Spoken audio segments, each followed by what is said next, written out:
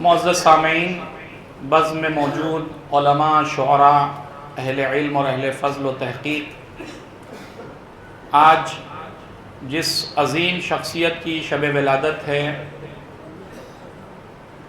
اس کے حوالے سے گفتگو کرنا یقیناً انسان اور انسان نما، یا یہ کہوں کہ کائنات کی کسی شے میں یہ طاقت اور بصیرت اور قدرت نہیں ہے کہ وہ صدیقہ کبریٰ سلام اللہ علیہا کے حوالے سے گفتگو کر سکے۔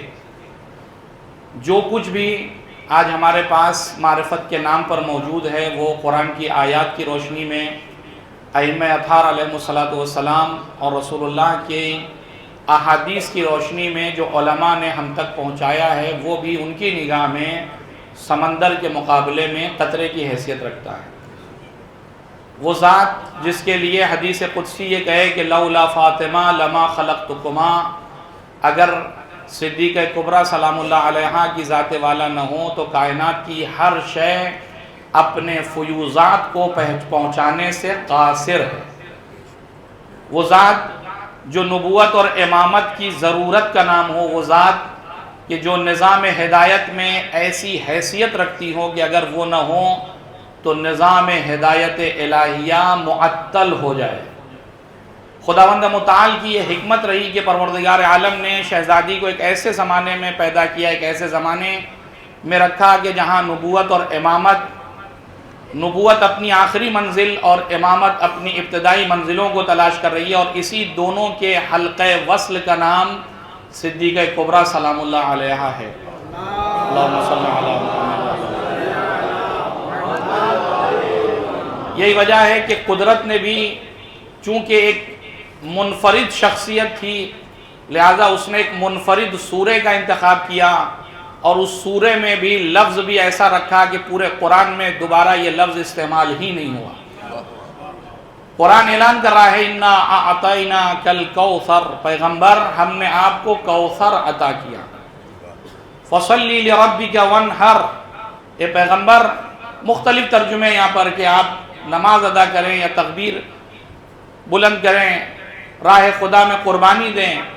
ان شانئک هو الابتر، بے شک آپ کا دشمن جو ہے وہ مقتون نسل ہوگا۔ اس حوالے سے مفسرین نے مختلف باتیں یہاں پر بیان کی ہیں کہ مصداق کوثر ہے کون آخر۔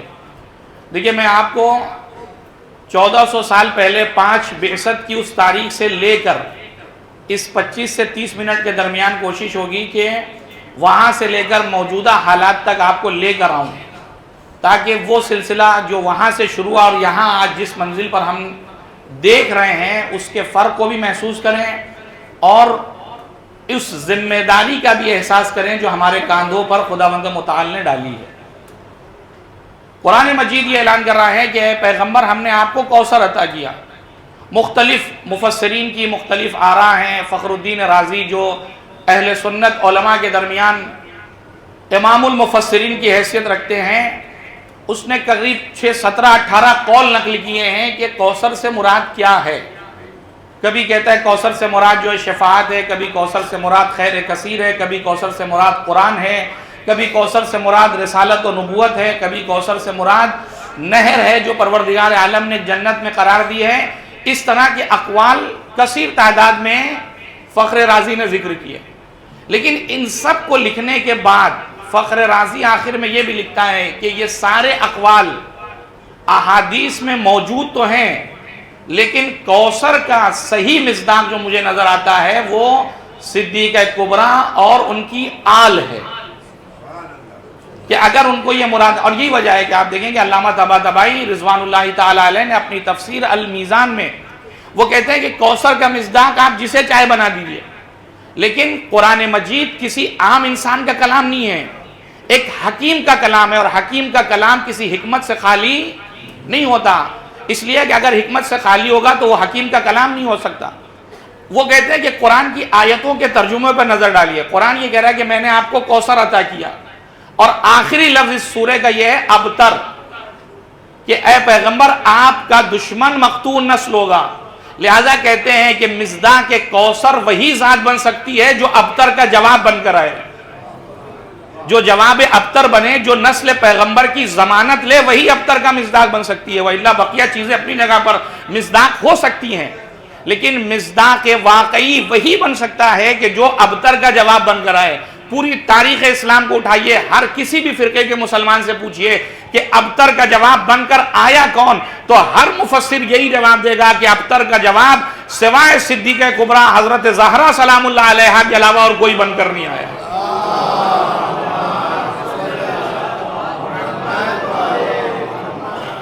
لہذا اس کوثر کا مصداق سوائے صدیقہ کبریٰ کے اور کوئی ہو ہی نہیں سکتا۔ علامہ جوادی تابصرہ رضوان اللہ تعالی علیہ بڑی لطیف بات انہوں نے یہاں پر پیش کی، وہ کہتے ہیں کہ لفظ اعطینا، اے پیغمبر ہم نے آپ کو عطا کیا، اور اس لفظ عطا کی وہ تفصیل بیان کرتے ہوئے کہتے ہیں کہ لفظ عطا عربی میں ہر جگہ استعمال نہیں ہوتا۔ عطا کا لفظ عربی میں وہاں پر استعمال ہوتا ہے جہاں دینے والا اور جس کو دے رہا ہے ان دونوں کی حیثیت کا خیال رکھے۔ توجہ کیجئے گا، جہاں کوئی دینے والا، فرض کریے میں کسی ایسے انسان کی شادی میں جاؤں جسے اللہ نے بہت نوازا ہے، اور جانے کے بعد میں 500 کا لفافہ دینے کے بعد کہوں کہ آپ بھی کیا یاد رکھیں گے میں نے کیا آپ کو عطا کیا، تو وہ کہیں گے مولانا کیا بات کر رہے ہیں آپ، یہ 500 روپیہ تو میں اپنے آگے پیچھے چلنے والے ان کو میں روز صبح شام عطا کرتا ہوں، یہ 500 دے کے کہہ رہے میں نے آپ کو کیا عطا کیا۔ لہٰذا یہ میرا یہاں پر کیوں، اس لیے کہ میں نے اپنی حیثیت کا خیال رکھا ہے، جس کو دیا ہے اس کی حیثیت کا خیال نہیں رکھا ہے۔ لہٰذا دونوں چیزیں ہیں، یعنی دینے والا اپنی حیثیت کا بھی خیال رکھے، اور جس کو دے رہا ہے، آپ اللہ نے آپ کو نوازا ہے، کہیں گئے اور آپ نے اس کو مثال کے طور پر تحفے میں 500,000 کی چیز دی، تو آدمی کہے گا بتائیے اللہ نے اتنا ان کو نوازا ہے لیکن یہ جو ہے وہ 500,000 روپے کی چیز دے رہے، جبکہ 1 کروڑ میں ساری چیزیں وہ۔ لہذا لفظ عطا میں جو چیز پائی جاتی ہے وہ یہ ہے کہ دینے والا اپنی شانیت کا خیال رکھے اور جس کو دے رہا ہے اس کی شانیت کا خیال رکھے۔ اب آپ اس کوثر کے عطا کرنے میں طرفین کو دیکھیں، ہے کون؟ عطا کرنے والی ذات ہے خداوند متعال، جس کو دیا جا رہا ہے وہ ہے رسول اکرم۔ اب ان دونوں کی شانیت کو میں لفظوں میں کیا بیان کروں گا؟ خدا تو وہی ہے کہ وہ خدا ہے، اور جس کو دیا جا رہا ہے وہ وجہ تخلیق کائنات ہے، اس کے صدقے میں اللہ نے کائنات کی ہر چیز کو پیدا کیا۔ اب عقل بشر سوچ یہ رہا ہے کہ جب کائنات کی ہر چیز رسول اللہ کے صدقے میں پیدا ہوئی تو اللہ کون سا ایسا تحفہ دے جو ان ساری چیزوں سے بڑھ کر ہو۔ توجہ کیجئے گا، اس لیے کہ ہر چیز تو پیدا ہی اللہ نے اس کے صدقے میں کی ہے، لہذا اس کی شانیت کا بھی خیال رکھنا ہے۔ لہذا پروردگار عالم نے اپنی خدائی کا خیال رکھا، ادھر سے پیغمبر کی رسالت کا خیال رکھا، اور ایک گوہر نایاب اس نے پیدا کیا، اور اتنا خیال رکھا کہ پیغمبر یہ تحفہ ہم آپ کو زمین پر نہیں عطا کریں گے، آپ کو عرش کی بلندی پر آنا پڑے گا، اور آنے کے بعد یہ تحفہ کوئی اور نہیں، خزانہ قدرت کی وہ کنیز خاص صدیقہ کبریٰ سلام اللہ علیہا کی ذات والا تھی جو پیغمبر کو عطا کی جا رہی ہے۔ ایک صلوات دیجئے گا محمد و آل محمد۔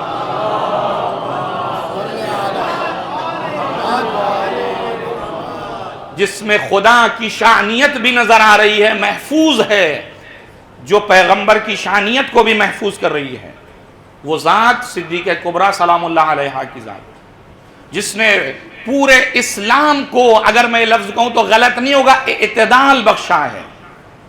اگر آپ اسلام کو سوچیں کہ اگر وہ غیر معتدل کہیں پر نظر آ رہا ہے تو صدیقہ کبریٰ اس لیے کہ مرکز تعارف و طہارت ہے صدیقہ کبریٰ، اور یہی وجہ ہے کہ اسی وہ منظر عرض کر کے میں آگے بڑھ رہا ہوں اپنی بات میں، کہ جب آپ مباہلے کے لیے نکلے ہیں پیغمبر اسلام، تو اکثر مفسرین نے جو اس قافلے کی شانیت اور کیفیت کو لکھا ہے وہ اس طریقے سے لکھتے ہیں کہ قد احتضنا حسینا، رسول اللہ نے امام حسین کو اپنی آغوش میں لے رکھا تھا، وآخذا بید الحسن، اور امام حسن کا ہاتھ پکڑے ہوئے تھے، وفاطمہ تمشی خلفہ، اور صدیقہ کبریٰ نقش پائے رسالت پر اپنے پیر جماتے ہوئی چل رہی ہیں، وعلی یمشی خلفہا، اور امیر المومنین نقش پائے صدیقہ کبریٰ سلام اللہ علیہا پر اپنے پیر جما کر چل رہے ہیں۔ اور علی مرتضیٰ آپ جانتے ہیں کہ کون ہے؟ آپ کا وزن کیا ہے، آپ کی شخصیت کیا ہے. ابھی آپ نے شعراء سے سنا کہ نقش پا کی گفتگو ہو رہی تھی، تو جناب شعلہ جون پوری صاحب کی بھی 4 مصرے سن لیجئے کہ نقش پائے علی ہے کیا چیز. ایک صلوات بھیجیے گا محمد آل محمد پر.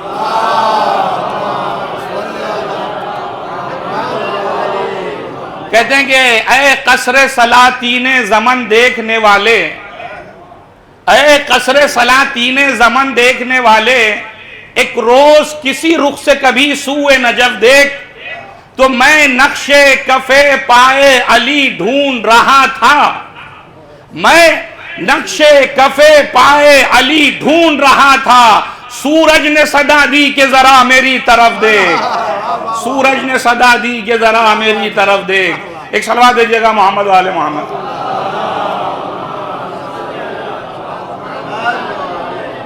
یعنی میں علی کے پیروں کے قدموں کے نشان جب ڈھونڈ رہا تھا تو سورج کہہ رہا یہاں محمد دیکھو، مجھے دیکھو، میں ہوں علی کے پیروں کے قدموں کے جو نشان میں ہوں، مجھے دیکھ لو. یعنی اتنی عظیم شخصیت وہ کہاں ہے؟ یمشی خلفہا، صدیقہ کبریٰ سلام اللہ علیہا کے قائم کردہ نقوش پر اپنے قدموں کو جگا کر آگے بڑھ رہے ہیں. تو آپ سوچیں کہ آگے رسالت، پیچھے امامت، درمیان میں وجود صدیقہ کبریٰ سلام اللہ علیہا. تو میں کہہ سکتا ہوں کہ امامت اور نبوت کے وزن کو جو معتدل بنائے، جو بیلنس عطا کرے، وہ صدیقہ کبریٰ سلام اللہ علیہا ہے. ایک صلوات دیجئے گا محمد آل محمد.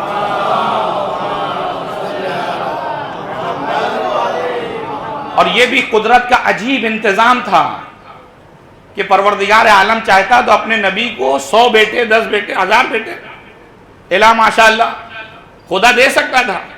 لیکن قدرت کا یہ عجیب، دیکھیے آپ کرشمہ کہیے یا جو کہیے، عجیب حسن اتفاق ہے کہ اللہ نے اپنے نبی کو بیٹے تو دیے لیکن واپس لے لیے. اور ایک بیٹی، وہ بھی اس زمانے میں کہ جہاں بیٹی کا پیدا ہونا لوگوں کے لیے باعث ننگ و عار ہو، جہاں عورت کی توہین کو فخر سمجھا جاتا ہو، جہاں بیٹیوں کو زندہ قبر کے حوالے کر دیا جاتا ہو، اس زمانے میں اللہ نے ایک ایسی بیٹی عطا کی جو کوثر کا مصداق بن کر آ رہی ہو، اور ایسی بیٹی کہ فخر رسولہ خود اس کی تعظیم کے لیے کھڑا ہو کر بتا رہا ہے کہ یہ آنے والی کوئی معمولی خاتون نہیں ہے، یہ وہ خاتون ہے جس پر انبیاء اور اولیاء فخر کریں. اور فخر کی کیا بات ہے، اگر نبی کوئی ان کی ولایت کا اقرار نہ کرے، اس کی محبت اور فضیلت کا اقرار نہ کرے، تو اس کی نبوت بھی پائے تکمیل تک نہیں پہنچنے والی. ایک صلوات دیجئے گا محمد والے محمد.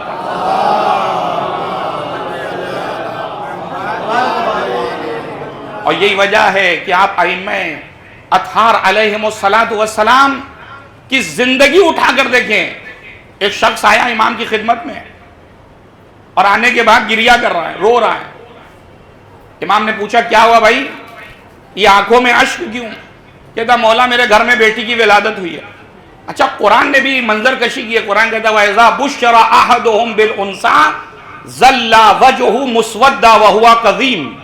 جب کسی کو بیٹی ہونے کی بشارت دی جاتی تھی تو اس کا چہرہ جو ہے وہ غصے سے سیاہ ہو جاتا تھا کہ بیٹی پیدا ہو گئی، اور وہ رو رہا تھا اس بات پر کہ بیٹی. اور ہم بھی آج کو کسی نہ کسی عنوان سے رو رہے ہیں.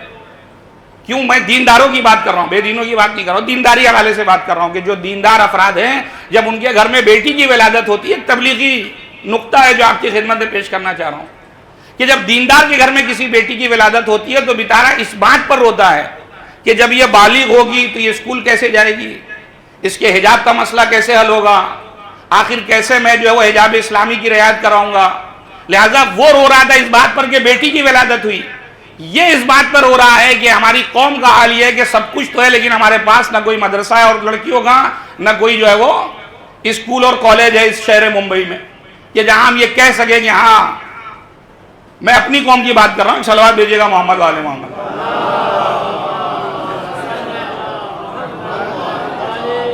تو اس رونے کی طرف بھی ہمیں اس کی طرف بھی جو ہے وہ توجہ دینی چاہیے. خیر مولا نے کہا کس بات کے لیے رو رہا ہے؟ مولا بیٹی کی ولادت. تو امام نے اس کو دلاسا دیا کہ بھائی رونے کا مقام نہیں ہے، اور اس کو لے کر آگے بڑھے. اور بڑھنے کے بعد گئے، جانے کے بعد بچی کو آغوش میں لیا، اسے سینے سے لگایا، محبت سے پیش آئے. اور اس کے بعد کہا اس کا نام کیا رکھا ہے تم نے؟ وہ کہتا ہے مولا میں نے اس کا نام فاطمہ رکھا ہے. جیسے ہی فاطمہ کا نام لیا، روایت کے جملے ہیں کہ مولا نے اپنے ہاتھ کو سینے پہ رکھا اور یہ سر جو ہے وہ لفظ فاطمہ کہتے کہتے خم ہوتا چلا گیا کہ تعظیم صدیق کبریٰ میں، اور اس کے بعد تڑپ کے کہتے ہیں کہ دیکھ تو نے نام فاطمہ تو رکھ دیا ہے، لیکن اس لفظ فاطمہ کا احترام تجھ پر ضروری ہے، اور اس حد تک احترام کرنا کہ اب اس کے اوپر ہاتھ نہیں اٹھانا، اسے برے الفاظ سے نہیں عام کرنا، اسے برے القاب سے یاد نہیں کرنا، اور کسی بھی طرح کی ایسے الفاظ کے جو رقیق الفاظ ہو، جو سخت الفاظ ہو، وہ اس کے لیے ہرگز استعمال نہیں کرنا۔ آپ سوچیں ایک لمحے کے لیے جہاں معصومین علیہ السلام کی نگاہ میں لفظ فاطمہ کا اتنا احترام ہو، تو خود صدیق کبریٰ سلام اللہ علیہا کے وجود کا کیا احترام ہوگا۔ ایک صلوات بھیجیں گے محمد و آل محمد پر۔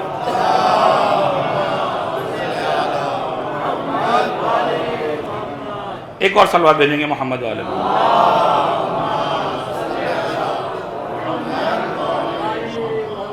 لہذا یہ بہت ضروری ہے کہ اس مسئلے پر، اور یہیں سے میں گریز کرتے ہوئے آج کے موجودہ حالات پر، چونکہ آپ جانتے ہیں کہ 20 جمادی الثانیہ یوم خواتین یا یوم مادر کے نام سے مشہور ہے، کہ خواتین کا دن، ماں کا دن، مدر ڈے جسے آپ کہہ لیں، وومن ڈے جسے آپ کہہ لیں۔ لہذا اب یہاں سے گفتگو کا محور زیادہ تر خواتین ہے۔ اس کا ہرگز مطلب یہ نہیں کہ آپ جو ہے وہ اپنے موبائل ہاتھ میں نکال کر بیٹھ جائے کہ اب ہم سے کوئی مطلب نہیں ہے، آپ سے زیادہ مطلب ہے ان سے مقابلے میں۔ ایک اور صلوات بھیجیے گا محمد و آل محمد۔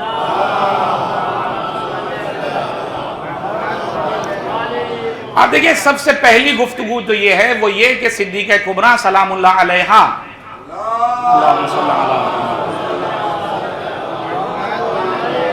آج ہمارے کالج میں پڑھنے والی لڑکیاں، یونیورسٹی میں جانے والی لڑکیاں، جاب کرنے والی خواتین، یہ ساری چیزیں آپ عورت کو جس صنف اور جس کیٹیگری میں رکھ کر سوچیں، یہ جملہ ان سب کے لیے ہے کہ اگر آج میں صدیق کبریٰ سلام اللہ علیہا کی بتائے ہوئے سیرت پر عمل کرنا چاہتی ہوں تو میرا پہلا زینہ کیا ہے، وہ پہلی سیڑھی کیا ہے، وہ زینہ کیا ہے کہ جس پر چلنے کے بعد میں ان سے اپنے آپ کو قربت اور ان سے اپنے آپ کو قریب محسوس کر سکوں۔ سب سے پہلی چیز جو بنیادی چیز ہے وہ یہ کہ میں فکری حوالے سے صدیق کبریٰ کے ساتھ ہوں یا نہیں ہوں۔ پہلی بات کہ میں صدیق کبریٰ سلام اللہ علیہا کی فکر کے ساتھ ہوں یا نہیں ہوں۔ فکر کے ساتھ ہوں یا کیا نہیں ہوں؟ آج میں 1400 سال بعد اس دنیا میں جنم لے رہی ہوں، آج 1400 سال کے بعد میں اس دنیا میں آیا ہوں مثلا، لیکن صدیق کبریٰ جو 1400 سال پہلے گئی تھی، آج ان کی زندگی میرے لیے آئیڈیل اور نمونہ ہے یا نہیں ہے؟ اور کیسے نہ ہو کہ جو آنے والا، جو ابھی آیا نہیں ہے، وہ یہ کہہ رہا ہے کہ رسول اللہ کی بیٹی میں اللہ نے میرے لیے اسوہ رکھا ہے، تو جب اس کے لیے اسوہ ہے تو ہمارے لیے تو بدرجہ اولا اسوہ ہے۔ لہذا پہلی چیز جو سمجھنے کی ہے وہ ہے فکری حوالے سے میں صدیق کبریٰ سلام اللہ علیہا کی ہمراہی کر رہا ہوں یا کر رہی ہوں۔ یہ امپورٹنٹ پوائنٹ ہے کہ میں فکری حوالے سے ان کے ساتھ ہوں یا نہیں ہوں۔ اور فکر صدیق کبریٰ ہے کیا؟ فکر صدیق کبریٰ جو ہے وہ ہے دین کی بقا۔ اگر میری نگاہ میں صدیق کبریٰ کی فکر ہے کہ میں رہوں یا نہ رہوں، میری کوئی حیثیت نہیں ہے۔ میری کل حیثیت یہ ہے، میری کل ذمہ داری اور وظیفہ یہ ہے کہ مجھے دین کو باقی رکھنا ہے، چاہے اس دین کی بقا کے لیے مجھے اپنی قربانی دینا پڑے، امیر المومنین کی قربانی دینا پڑے، اپنے گود کے پالے ہوئے حسن و حسین کی قربانی دینا پڑے، ہر قربانی کے لیے صدیق کبریٰ آمادہ ہیں۔ اور اگر اس فکر سے میری فکر مل رہی ہے تب میری ذمہ داری کہ میں اس کے آگے سوچوں۔ لیکن اگر ایک پلیٹ فارم پر ہم دونوں فکری حوالے سے نہیں ہیں تو پھر کوئی مطلب ہی نہیں ہے گفتگو کرنے کا کہ میں صدیق کبریٰ سے نزدیک کیسے ہو سکتا ہوں، اس لیے کہ ان کا مقصد تھا دین کی بقا، میرا مقصد کچھ اور ہے۔ تو جب دونوں کا مقصد ہی الگ ہے تو پھر یہ بحث کرنا کہ میں ان کے مقابلے میں میری ذمہ داری کیا، یہ بحث ہی ختم ہو جاتی ہے۔ ایک صلوات دیجیے گا محمد و آل محمد پر۔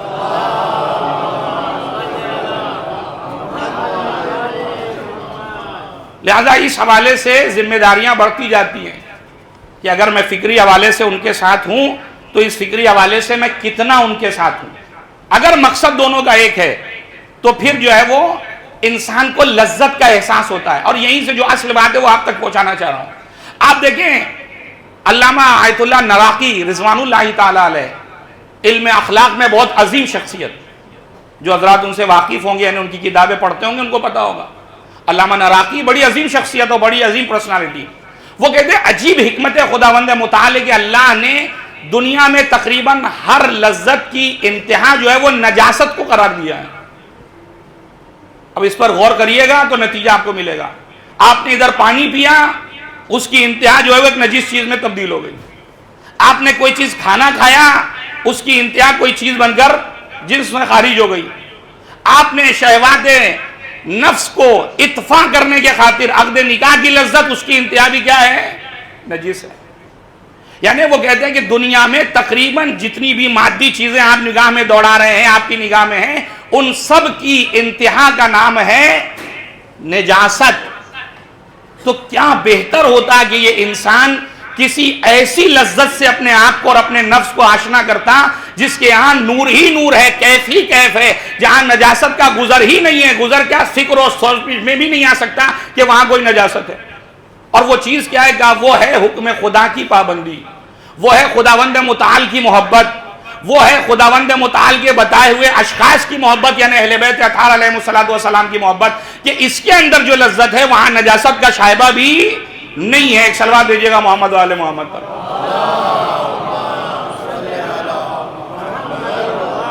دیکھیے یہ بات میں پہنچانے کے لیے کچھ مثالیں دوں تاکہ بچوں کے ذہنوں میں یہ بات پہنچے کہ لذت دنیاوی کی انتہا نجاست, اور خدا سے لو لگانا, خدا کی بارگاہ میں اپنے آپ کو سرخرو کرنا, خدا کا عشق و محبت اپنے دل میں رکھنا, اس کی جو لذت ہے وہ ایک الگ لیول کی لذت ہے. آپ دیکھیں ہر خاتون کو اپنے شادی کا لباس عزیز ہوتا ہے یا نہیں ہوتا؟ شادی کا لباس عالم یہ ہے کہ وہ جسم کی کسی ساخت میں چلی جائے نا, دبلی پتلی سے مطلب نہیں ہے, یا موٹا ہو گیا کوئی مطلب, موٹی ہو جائے کوئی مطلب نہیں. وہ لباس جو ہے وہ سال ہر سال اس کو سجا کر رکھا جاتا ہے, سال دو سال میں دیکھا بھی جاتا ہے کہ یہ ہمارا وہ لباس ہے جس پر جو ہمارا عقد ہوا تھا مثلا. یعنی کتنا عزیز, اور خاص طور سے شب اول عروسی, وہ لباس کتنا عزیز ہوگا آپ سوچیں. اور پھر آپ سوچیں کہ اگر وہ لباس کا دینے والا فخر رسولہ خاتم المرسلین حضرت محمد مصطفیٰ صلی اللہ علیہ وآلہ وسلم کی ذات ہو.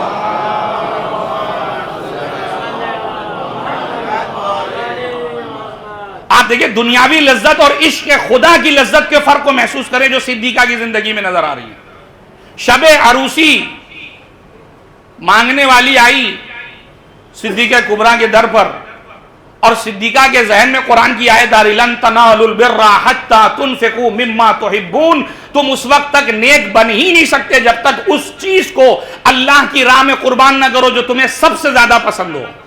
ایک خاتون کے لیے اس کے شادی کا لباس کتنا عظیم ہے, کتنا پسندیدہ ہے, لیکن دوسرا لباس دینے سے پہلے لذت عشق خدا کو محسوس کرتے صدیقہ نے اپنی شادی کا لباس دے کر بتایا کہ دنیاوی لذت میں زندگی گزارنا یہ تمہارا کام ہوگا, عشق خدا کی جو لذت ہے وہ دائمی ہے, وہ ابدی ہے, جو صدیقہ کبریٰ کر کے دکھا رہی ہیں. ایک صلوات دیجیے گا محمد و آل محمد پر.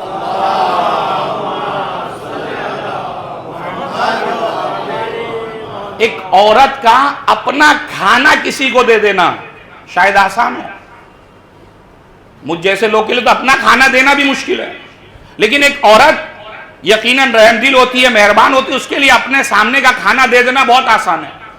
لیکن ایک عورت کے لیے اپنے بیٹوں کے لیے رکھے ہوئے کھانے کا راہ خدا میں دینا کتنا سخت ہے.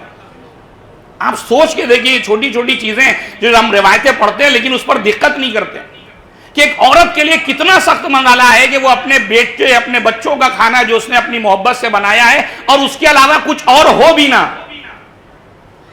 موضوع تو یہی ہے کہ کھانا جو ہے بس وہی ہے, اس کے علاوہ کچھ نہیں ہے, لیکن پھر بھی عشق خدا میں اس کھانے کو دے دینا. اور قرآن اس کے اوپر سند پیش کرے, وَيُطْعِمُونَ الطَّعَامَ عَلَىٰ حُبِّهِ, یہ کھانا کھلا رہے ہیں کسی کو دکھانے کے لیے نہیں, بلکہ ان کے کھانے کھلانے کا مقصد عَلَىٰ حُبِّهِ, حب خدا یعنی جو عشق واقعی ہے اس کی لذت کو جو محسوس کرے گا, اس کے لیے پھر کھانا بچانا مہم نہیں ہے بلکہ کھانا لٹانے میں جو اسے لذت آئے گی وہ کسی چیز میں نہیں ہے. ایک صلوات دیجیے گا محمد و آل محمد.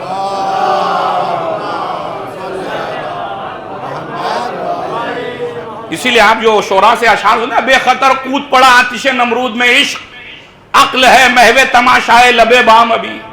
یہ کون سا عشق تھا جو آتش نمرودی میں کود گئے جناب ابراہیم؟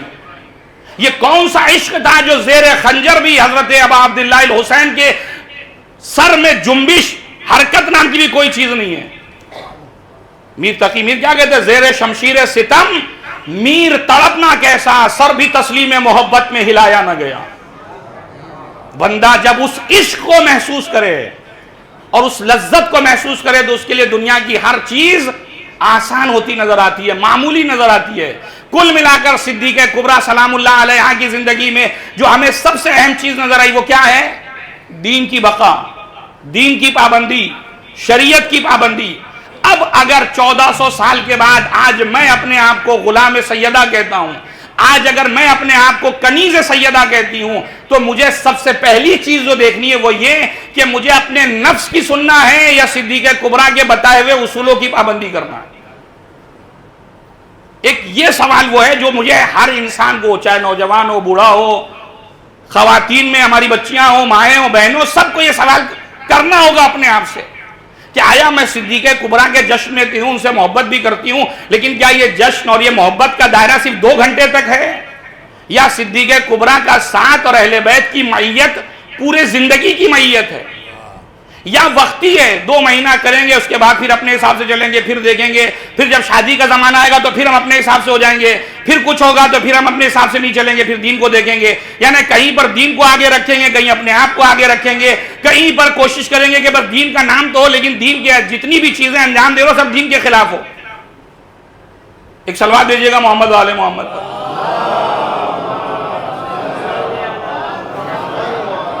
آپ یہ بتائیے خاتون کے لیے صدیق کبریٰ سلام اللہ علیہ نے جو گائیڈ لائن بتائی وہ کیا ہے؟ سب سے عظیم چیز جو اس خاتون کے لیے اللہ نے معین کیا ہے وہ کیا ہے؟ وہ ہے حجاب۔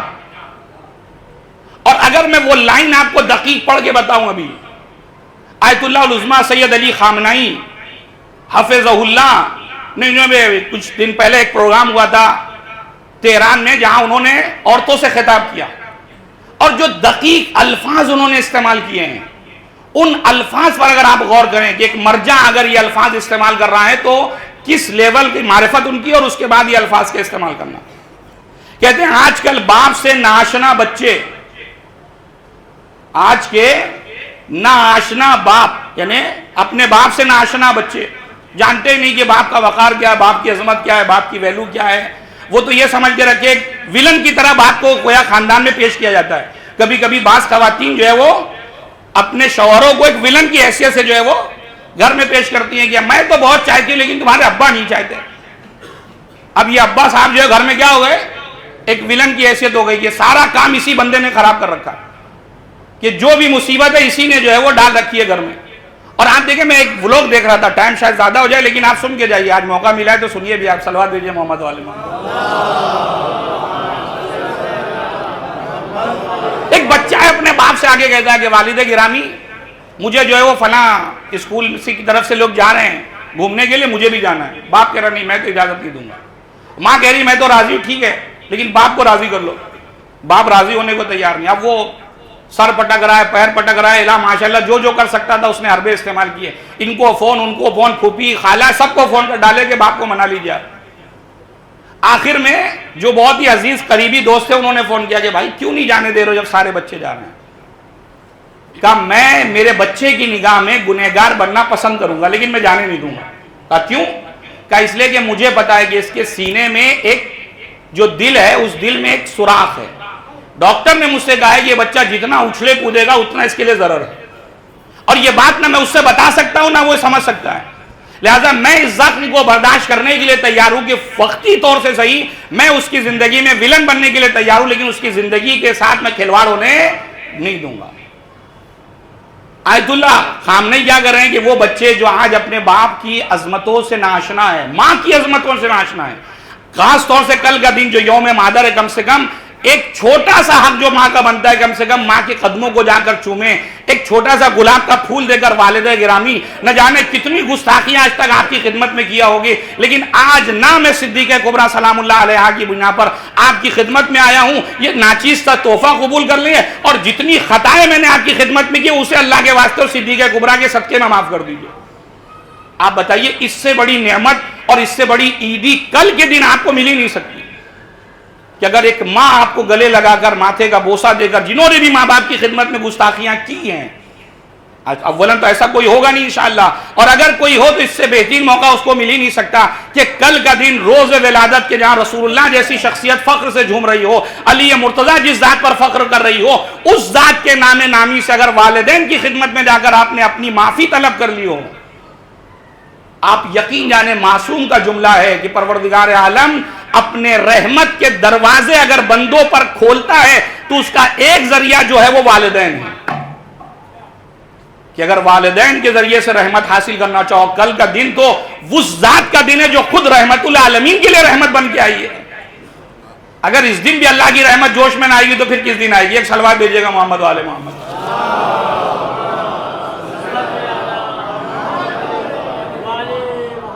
لہذا یہ سمجھنا بہت اہم ہے کہ دین ہم سے مطالبہ کیا کر رہا ہے۔ صدیقہ کبریٰ سلام اللہ علیہ کی زندگی میں جو انہوں نے کارنامہ انجام دیا کیا ہے؟ دین کی بقا۔ اور آج ہمارے یہاں جو آیت اللہ خامنئی نے جو بات پیش کی، کہتے ہیں کہ خاندانی رشتوں میں کمی۔ آپ دیکھیں کیسے کیسے ہم سوشل میڈیا کا نام لیتے ہیں، انٹرنیٹ کا نام لیتے ہیں، لیکن جیسے جیسے یہ ترقی چیزیں بڑھتی جا رہی ہیں، ہم اپنے آپ سے رشتہ داروں سے چھوڑیے، ہم اپنے آپ سے دور ہو گئے۔ ہمیں یہی نہیں پتا کہ ہم کہاں ہیں۔ 2 گھنٹہ بنڈا موبائل پہ لگا، اس کے بعد چونکتا ہے، 10 بجے شروع کیا تھا 1 بج گیا، تب وہ ہوش میں آتا ہے، وہ خود بھی نہیں اپنے آپ میں نہیں ہے تو دوسروں کیا سمجھے گا وہ۔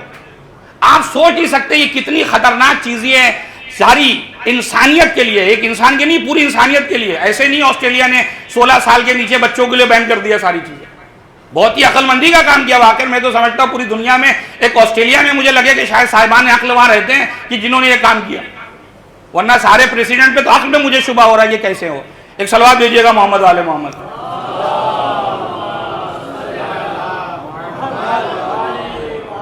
لہذا کہتے ہیں گھرانے کی بنیاد کی تباہی، نوجوان بچیوں کا جو شکار کیا جا رہا ہے، آزادی کے نام پر جو جنس پرستی کا کھیل کھیلا جا رہا ہے دنیا میں، اور یہ سارا کھیل کھیلنے والا کون ہے؟ غرب، مغربی ممالک کے ٹھیکیدار، جنہوں نے دنیا کے سامنے یہ بے حیائی کا ننگا ناچ جو کھیل رکھا ہے۔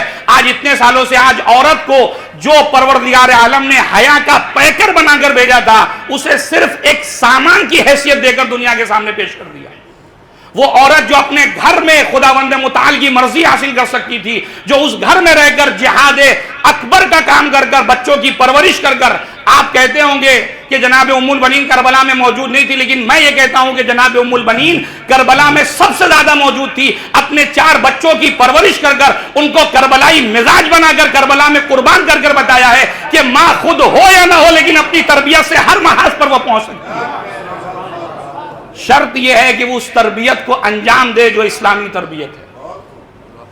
ام البنین بظاہر کربلا میں نہیں ہے، لیکن اپنے بچوں کے ذریعے سے جو اپنے آپ کو پیش خدا سرخرو کیا ہے جناب ام البنین نے، کہ جس کے ہاتھوں کا پلا ہوا بیٹا اس منزل پر ہوگا کہ جہاں دوسرے شہداء غبطہ کریں گے کہ یہ مقام کیسے حاصل ہو گیا۔ کبھی آپ نے سوچا جب بیٹا اس مقام پر ہے تو ماں کس مقام پر ہوگی؟ کیوں آخر ہماری خواتین یہ نہیں سوچتی؟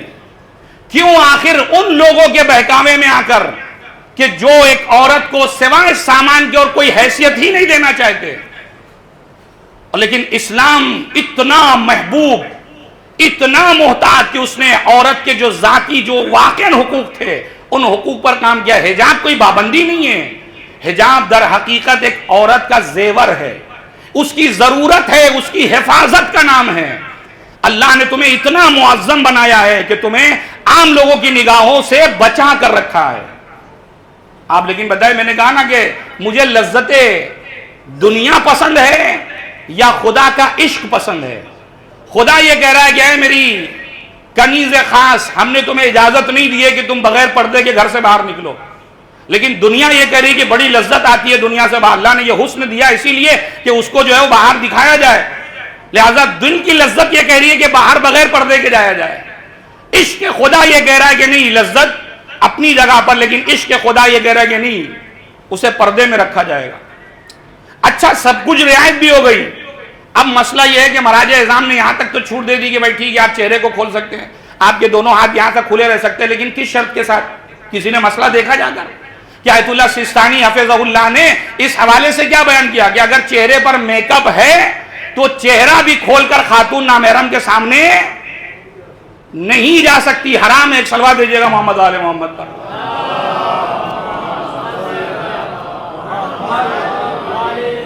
کیا آج ہماری شادیوں میں رعایت ہو رہی ہے؟ کیا ہمارے فنکشن میں یہ رعایت ہو رہی ہے؟ لیکن ہم کس کے چاہنے والے ہیں؟ صدیق کبریٰ سلام اللہ علیہ۔ میں نے اسی لیے پہلے کہا، پہلے مجھے طے کرنا ہوگا کہ اس پلیٹ فارم پر میں ہوں یا نہیں ہوں، اس فکری حوالے سے میں صدیق کبریٰ کے ساتھ ہوں یا نہیں ہوں۔ اگر ہوں تو پھر یہ ساری چیزیں میرے لیے معنی رکھتی ہیں، اور اگر نہیں ہوں تو بات ہی ختم ہو گئی، پھر وہاں سے آگے بڑھانے کی بات ہی ضرورت نہیں ہے۔ یا تو مجھے یہ کہنا پڑے گا کہ میں کنیز زہرا ہوں، یا میں کہوں کہ کنیز زہرا نہیں ہوں۔ اور اس کے علاوہ مردوں کے لیے ایسا نہیں کہ عورتوں کے لیے، مردوں کے لیے بھی اللہ نے حجاب رکھا ہے، آنکھوں کا حجاب، کہ اپنی نظروں کو جھکا کر رکھو، اور ساتھ ہی ساتھ جو دین کے قوانین ہیں اپنے چہرے کو اس طریقے سے رکھو کہ دیکھنے والا دیکھے تو ہاں لگے کہ یہ مومن بندہ آیا۔ ایک صلوات دیجیے گا محمد والے محمد۔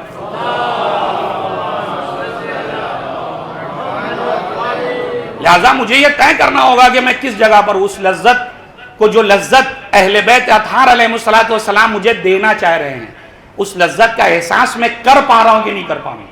اور جس دن یہ لذت کا احساس مجھے ہونے لگا، آپ یقین جانیں، قانون شریعت، دین کی پابندی، یہ ساری چیزیں ایک دم آسان ہو جائے گی میرے لیے۔ اصل مزہ یہ مشکل یہ ہے کہ میں نے بقیہ چیزوں میں لذتوں کو تلاش کرنا شروع کیا ہے، میں نے اس لذت واقعی کو تلاش نہیں کیا۔ بات اپنی آخری منزل بہت کچھ تھا، لیکن ٹائم نہیں ہے کہ میں اس کو بیان کروں۔ آپ دیکھیں، مغرب نے جو کلچر ہمارے ذہنوں میں ڈالا، اور صدیق کبریٰ اور علی مرتضیٰ نے جو ہمارے ذہنوں میں کلچر ڈالا، ان دونوں کے کلچر کو دیکھیے اور بیٹھ کر سوچئے گا، گھر پہ جا کر خود اپنے آپ کو جواب دیجیے گا کہ میں کس کلچر کا اسیر بن کر گھوم رہا ہوں۔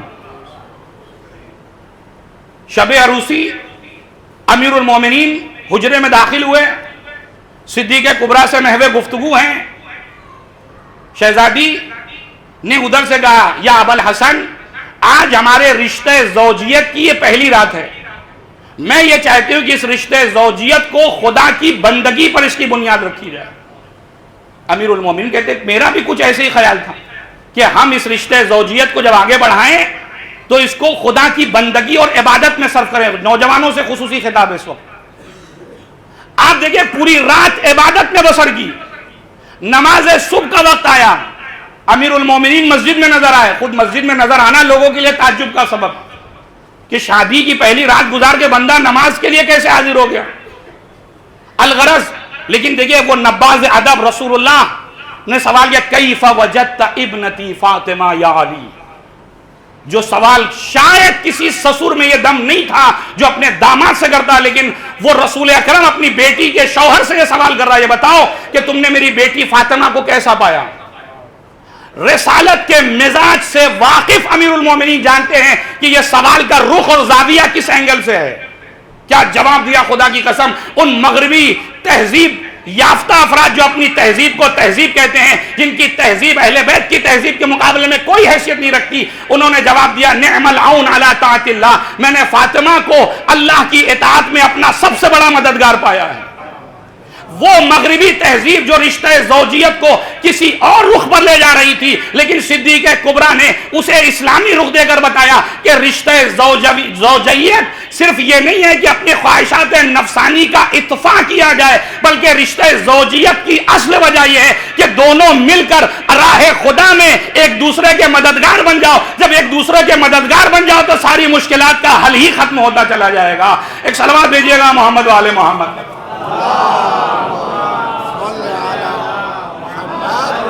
جو ساری مشکلات ہیں وہ ساری مشکلات ختم ہو جائیں گی، کوئی مشکل نہیں ہوگی، لیکن شرط یہ ہے کہ تم پہلے طے کرو کہ کس فکر پر چلنا چاہتے ہو۔ لہذا بہت آسان ہے۔ آپ دیکھیں، ایک جوان بیوی کا اپنے شوہر کو کھو دینا کتنا بڑا صدمہ ہے، ایک باپ کے لیے اپنے بیٹے کو کھو دینا کتنا بڑا صدمہ ہے، لیکن آخر ہم نے علماء کی تاریخ میں پڑھا یا نہیں پڑھا کہ بیٹے کا جنازہ رکھا ہوا، باپ مرجع لکھ رہا ہے، کتاب لکھ رہا ہے وہاں بیٹھ کر۔ عجب، یہ کون سا باپ تھا کہ جس کو کیا اپنے بیٹے سے محبت نہیں تھی؟ کیا اس نے اپنے بیٹے کو پروان نہیں چڑھا تھا؟ نہیں، عشق خدا ہے جو اس بیٹے کے عشق پر حاوی ہے، وہ دین کا درد ہے جو اس وقت بیٹے کی تدفین، مر چکا، اب تو کچھ کر نہیں سکتا، میں اسے زندہ تو نہیں کر سکتا، لیکن جو میری ذمہ داری ہے کتاب کو لکھنا، کتاب کو محفوظ کرنا، علم کو محفوظ کرنا، وہ میں اپنا کام کر کے جا رہا ہوں تاکہ پیش خدا کہہ سکوں پروردگار اپنی ذمہ داری کو ادا کر کے آیا ہوں۔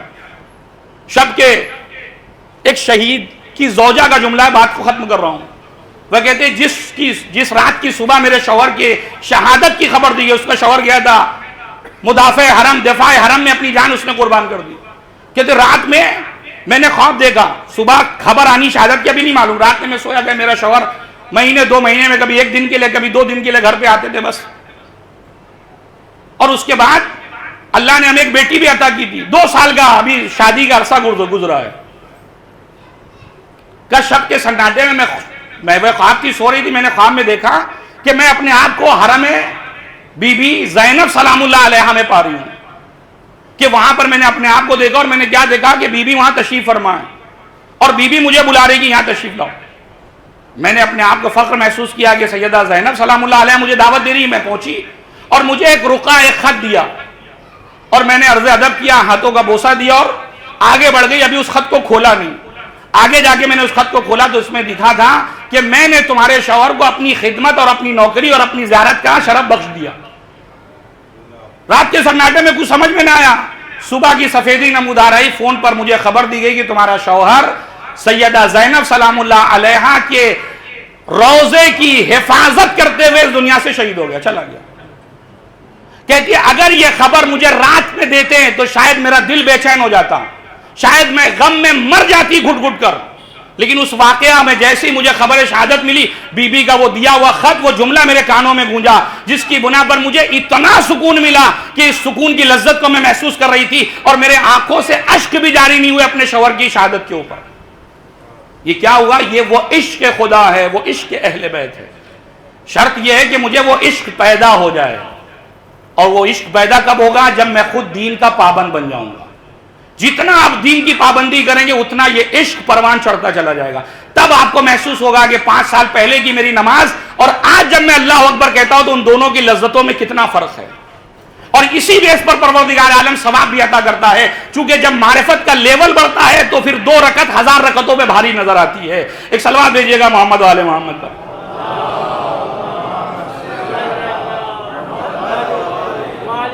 لہذا اس مرحلے کو سمجھنا ضرور ہے. ہر شخص کی ذمہ داری ہے کہ صدیقہ کبریٰ کا پیغام وہ لوگوں تک پہنچائے. اور وہ پیغام کیا ہے؟ وہ ہے دین کی بقا، ولایت کی بقا. مطالب بہت سے تھے لیکن مجھے لگ رہا ہے ٹائم زیادہ ہو گیا، لہذا بات کو یہیں پہ ختم کر رہا ہوں اس امید کے ساتھ کہ جو بھی باتیں آپ کی خدمت میں، خاص طور سے نوجوانوں کی خدمت میں نے پیش کیا ہے، وہ اس بات کی اہمیت کو درک کریں گے اور اپنی زندگی کو، جو غرب زدہ زندگی ہو گئی ہماری، غیروں کے بتائے ہوئے اصولوں پر زندگی گزارنا جو ہم نے شروع کر دیا ہے، اس سے کوشش کریں گے اپنے آپ کو جدا کریں. جتنا قرآن اور اہل بیت کی طرف آئیں گے اتنا کامیابی آپ کے قدم چومیں گی. دیر ممکن ہے لیکن یہ ممکن نہیں کہ کامیابی نصیب نہ ہو. لہذا جتنی بھی ہماری کوشش ہو، اور خاص طور سے کل کا دن جو یوم مادر کے عنوان سے، کوشش کریں کہ اپنے والدین کے حق میں دعائیں کریں. اگر اس دنیا سے چلے گئے ہیں تو یقیناً ان کے لیے ایصال ثواب کا مرحلہ، ان کی قبر پر حاضری. سے 15 شعبان کو نہیں لکھا ہے قبر پہ جانا. کل کا دن یوم مادر، اگر کل کے دن بھی اگر ماں کی قبر پہ جانا نصیب ہو تو کیا بہتر ہے. جائیں ان کی ماں کی قبر پہ جائیں، دعائیں کریں، اور یقین جانیں کہ ماں ایک ایسا گوہر نایاب کہ جس کے لیے شاعر کہتا ہے گربود اختیار جہانی بے دست من می ریختم تمام جہاں را بے پائے تو. اگر ساری کائنات کا اختیار اللہ مجھے دے دیتا تو اس ساری کائنات کو میں اپنی ماں کے قدموں پہ جا کر نچھاور کر دیتا. وہ ماں کہ جو اتنی عظیم ہو، جو اتنی، اور یہی وجہ ہے کہ فارسی کا ایک شعر ہے، بلکہ 2 شعر پڑھ کے بات کو ختم کر دوں. گر تمام عمر گشتم، گر تمام عمر گشتم واجہ دیگر نبود. کہتے اگر میں پوری عمر پوری دنیا میں گھومتا اور ماں کے مقابلے میں کوئی لفظ تلاش کرتا تو نہیں ملتا. آپ سوچ کر دیکھیں ماں کہتے ہی کتنی لذت محسوس ہوتی ہے انسان کو. مہر و محبت ایسا لگتا ہے پورے وجود میں آ گئی ہو، قربانی کا جذبہ ایسا لگتا ہے پورے وجود میں آ گیا ہو. ماں ادھر کہاں لفظ، انسان جو اپنے آپ سے گویا کہ ایک الگ فضا میں اپنے آپ کو محسوس کرتا ہے. لہذا شاعر کہتا ہے گر تمام عمر گشتم واجہ دیگر نبود. پوری دنیا میں گھومتا دوسرا لفظ نہیں ملتا. مہربان بسیار دیدم ہیچ کس مادر نبود. میں نے دنیا میں مہربان لوگوں کو بہت دیکھا ہے، جن کا دل رقی، دل کا دل جو ہے بڑا نرم ہوتا ہے، بہت سو کو دیکھا، لیکن ماں جیسی محبت کسی کی نہیں دیکھی. اس کے بعد کہتے ہیں حرمت ہر کس جدا و حرمت مادر جدا. ہر چیز کا دنیا میں احترام الگ لیکن ان تمام احتراموں کو جمع کر بھی ماں کے احترام کے مقابلے میں وہ احترام نہیں آ سکتا. حرمت مادر جداست، یعنی ماں کی حرمت ایک الگ لیول کی ہے. مادر من خالق روئے زمین بادس خداست، خدا کے بعد اس دنیا میں اگر کوئی واقعی خالق بننے کا حق رکھتی ہے تو وہ ماں ہے. لہذا اس کی عظمتوں کو رکھیں، سمجھیں، ماں باپ کا احترام کریں اور دین کی پابندی کریں. یہی صدیق کبریٰ سلام اللہ علیہ کا آخری پیغام تھا کہ اگر تم ہماری بتائی ہوئی باتوں پر عمل کر رہے ہو تو تم ہمارے شیعہ ہو، لیکن اگر ہماری بتائی ہوئی باتوں پر عمل کر رہے ہو تو تمہارا یہ دعویٰ ہے، ہماری طرف سے اس کی کوئی تصدیق نہیں ہے.